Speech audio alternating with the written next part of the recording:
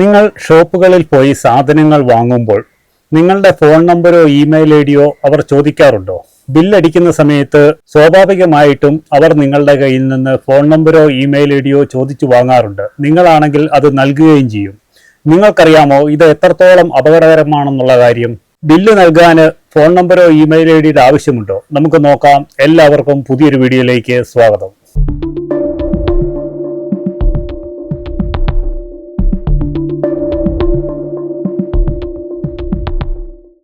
ഇന്ന് നമ്മൾ നോക്കാൻ പോകുന്നത് സ്വകാര്യതയെക്കുറിച്ചും അതുപോലെ തന്നെ ഷോപ്പുകൾ നടത്തുന്ന ഡാറ്റ കളക്ഷനുകളെ കുറിച്ചുമാണ്.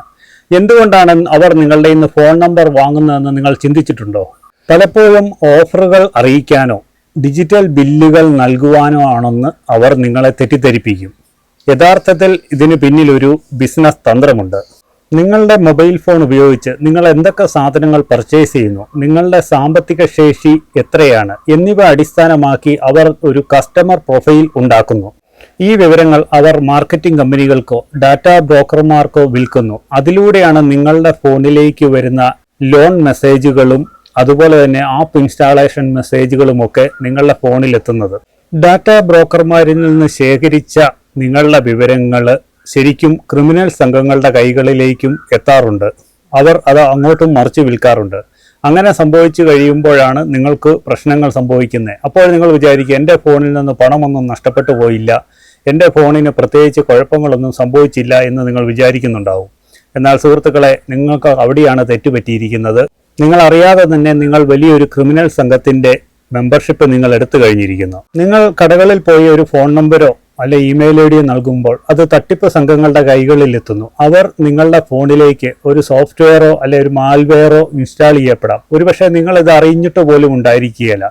പക്ഷേ നിങ്ങളുടെ പണം ഒന്നും നഷ്ടപ്പെട്ടു പോകത്തില്ല. അവർ ഇത് മെയിനായിട്ട് ഉപയോഗിക്കുന്ന സൈബർ തട്ടിപ്പുകൾ നടത്താൻ വേണ്ടിയാണ്. ലോകത്തെങ്ങുമ്പാടും നടന്നുകൊണ്ടിരിക്കുന്ന സൈബർ തട്ടിപ്പുകൾക്ക് വേണ്ടി നിങ്ങളുടെ ഫോൺ ഒരു മറ മാത്രമാണ്. നിങ്ങളുടെ ഫോൺ അതിനു വേണ്ടി യൂസ് ചെയ്യുന്നു എന്ന് മാത്രമേ ഉള്ളൂ. നിങ്ങൾ പോലും അറിയാതെ നിങ്ങളുടെ ഫോൺ ഒരു സൈബർ ആക്രമണത്തിന് ഉപയോഗിക്കുന്നു. നിങ്ങളുടെ ഗ്യാലറിയിലെ ഫോട്ടോകളും വിവരങ്ങളും അവർ രഹസ്യമായിട്ട് ചോർത്തുന്നു. തക്കം കിട്ടുമ്പോൾ നിങ്ങളെ അവർ ബ്ലാക്ക് മെയിൽ ചെയ്ത് പണം തട്ടിയെടുക്കാനും ശ്രമിക്കാറുണ്ട്. അത് ഇപ്പോൾ നമ്മൾ നിരവധി കേട്ടിട്ടുണ്ട്. വീഡിയോ കോൾ വഴിയൊക്കെ ഡിജിറ്റൽ അറസ്റ്റ് ഒക്കെ നടന്നുകൊണ്ടിരിക്കുന്നത്. അത്തരം രീതികളും ഇതിന്റെ ഭാഗമാണ്. ഒരുപക്ഷെ നിങ്ങൾ അറിയുന്ന പോലുമില്ല ഇങ്ങനെയുള്ള കുറ്റകൃത്യങ്ങൾ. യഥാർത്ഥ കുറ്റവാളികൾ ഇതിന്റെ പിന്നിൽ മറിഞ്ഞിരുന്നുകൊണ്ട് നിങ്ങൾ ശരിക്കും ഒരു കുറ്റകൃത്യത്തിൽ പങ്കാളികളാവുകയാണ് ചെയ്തുകൊണ്ടിരിക്കുന്നത്.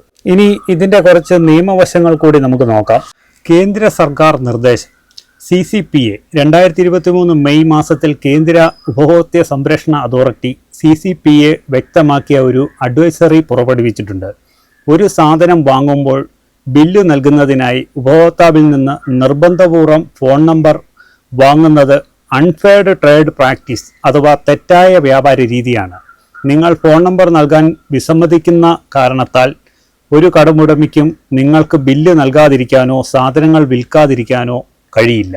ഡാറ്റ പ്രൊട്ടക്ഷൻ ആക്ട്, ഇന്ത്യയിലെ പുതിയ digital personal data protection act DPDP act പ്രകാരം നിങ്ങളുടെ അനുവാദമില്ലാതെ ഒരു ഡാറ്റയും ശേഖരിക്കാനോ അത് മറ്റൊരാൾക്ക് കൈമാറാനോ പാടില്ല.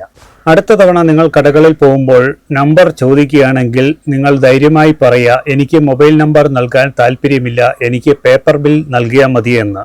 അവർ നിർബന്ധിക്കുകയാണെങ്കിൽ നിങ്ങൾ അവരെ ഓർമ്മിപ്പിക്കുക, ഇത് നിയമവിരുദ്ധമാണ് എന്ന് നിങ്ങൾ അവരെ ഓർമ്മിപ്പിക്കുക. അതുപോലെ തന്നെ നിങ്ങൾക്ക് ഫോൺ നമ്പർ നൽകാൻ താല്പര്യമില്ലെങ്കിൽ അത് അവർക്ക് നിർബന്ധിച്ച് വാങ്ങിക്കുവാൻ യാതൊരു അവകാശവും ഇന്ത്യയിൽ ഇന്നിപ്പോൾ ഇല്ല. ഇനി ഇതിൽ നിന്ന് നമുക്ക് പ്രൊട്ടക്ഷൻ ലഭിക്കാൻ വേണ്ടി നിങ്ങളുടെ ഫോണിൽ തന്നെ സെറ്റിംഗ്സിനകത്ത് 2-factor ഓതൻറ്റിക്കേഷൻ നിങ്ങൾ ഓണാക്കിയിടുക. അതുപോലെ തന്നെ നിങ്ങളുടെ ഫോണിൻ്റെ മെയിൽ ID പാസ്വേഡ് നിങ്ങൾ ചേഞ്ച് ചെയ്യുക. പാസ്വേഡ് ഈ സിമ്പിളായിട്ടുള്ള പാസ്വേഡുകളില്ലാതെ ഇച്ചിരി കോംപ്ലിക്കേറ്റഡ് ആയിട്ടുള്ള പാസ്വേഡുകൾ നിങ്ങളൊരു പേപ്പറിലോ അല്ലെങ്കിൽ ഡയറിയിലോ എഴുതി വെച്ചിട്ട് അത് നിങ്ങൾ സേവ് ചെയ്ത് വെക്കുന്നതായിരിക്കും നല്ലത്. പിന്നെ നിങ്ങളുടെ ഫോണിലേക്ക് അനാവശ്യമായിട്ട് വരുന്ന മെസ്സേജുകൾ, ഇമെയിൽ വഴി വരുന്ന പരസ്യങ്ങൾ, ഇതിലൊന്നും കയറി ഡയറക്റ്റ് നിങ്ങൾ ആ ലിങ്ക് വഴി കയറി ക്ലിക്ക് ചെയ്ത് പോകാതിരിക്കുക. നിങ്ങളിപ്പോൾ പല സോഷ്യൽ മീഡിയ വഴിയാണെങ്കിലും ഇപ്പോൾ ലിങ്കുകളൊക്കെ ഷെയർ ചെയ്യുന്നുണ്ട്. ഇപ്പോൾ നമ്മുടെ ചാനലിൽ തന്നെ നമ്മൾ ലിങ്കുകളൊക്കെ ഷെയർ ചെയ്യാറുണ്ട്. അതൊക്കെ വിശ്വാസമുള്ള ചാനലുകളിൽ നിന്നും അതുപോലെ നിങ്ങൾക്കറിയാവുന്ന ആൾക്കാരിൽ നിന്നും മാത്രമേ ലിങ്കുകൾ നിങ്ങൾ അതിൽ ക്ലിക്ക് ചെയ്യാവുള്ളൂ. ഒരുപക്ഷെ നിങ്ങൾ അറിയുന്നില്ലായിരിക്കും നിങ്ങൾ എത്രത്തോളം ചതിക്കുഴിയിൽ പെടുന്നുണ്ടെന്നുള്ള കാര്യം.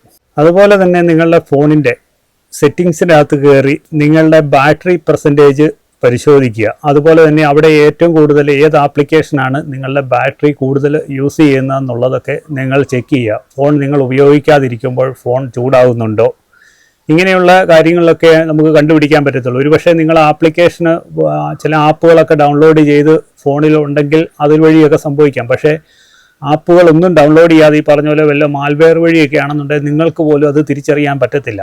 നിങ്ങൾ ഒരു സൈബർ തട്ടിപ്പിൽ ഇരയായി കഴിയുമ്പോഴായിരിക്കും നിങ്ങൾ അറിയുന്നത് നിങ്ങളുടെ ഫോൺ ഹാക്ക് ചെയ്തിരുന്നു എന്നൊക്കെയുള്ളത്.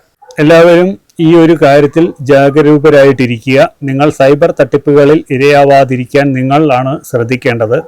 അപ്പോൾ ഈ ഒരു വീഡിയോയെക്കുറിച്ചുള്ള നിങ്ങളുടെ അഭിപ്രായങ്ങളും നിർദ്ദേശങ്ങളും നിങ്ങൾ കമൻറ്റായി എഴുതി അറിയിക്കുക. വീണ്ടും നല്ലൊരു വീഡിയോ ആയിട്ട് വീണ്ടും വരുന്നത് വരേക്കും.